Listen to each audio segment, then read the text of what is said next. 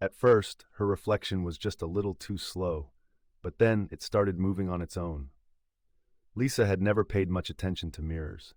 To her, they were just a necessity, a tool to ensure she looked presentable before heading out for the day. But lately, something had changed. It had started subtly, almost imperceptibly. She would move her hand to adjust her hair, and the reflection in the mirror would follow, but just a fraction of a second too late. A hesitation so small that she convinced herself it was nothing. A trick of the eye. But as the days passed, the delay grew longer. Watch video till the end. This is Veils of Night. One morning, she stood in front of her bathroom mirror, brushing her teeth, when she noticed it again. She spat into the sink, rinsed her mouth, and reached for the towel, only to freeze as her reflection was still rinsing. A full second behind. Lisa's stomach clenched. She rubbed her eyes, turned away, then looked back. Now everything seemed normal. Her reflection moved perfectly in sync. She exhaled, forcing a laugh. It was just her imagination. That night, she avoided mirrors. She hurried past the hallway mirror without looking at it, changed into her pajamas without glancing at her reflection in the closet door, and when she finally crawled into bed, she told herself that it was just stress. She had been working too much, not sleeping enough. But the next morning, she couldn't avoid the mirror forever. As she stood in front of it, applying her makeup, she decided to test something. She suddenly raised her right hand, a deliberate, sharp motion. The woman in the mirror did not move. Lisa's breath hitched. A cold wave of fear crawled up her spine. She kept her hand raised, her pulse hammering in her ears. After what felt like an eternity, the reflection slowly lifted its hand, matching her pose. But now, it was smiling. Lisa had not smiled. Her stomach twisted. This wasn't possible. Mirrors reflected reality. They did not think, they did not hesitate, they did not act on their own. She took a step back. The reflection remained still. Its eerie grin stretched wider, and then it spoke. "You finally see me." Lisa's entire body went rigid. The voice hadn't come from her own lips. It had come from the mirror. The room felt suffocating. The walls pressed in around her.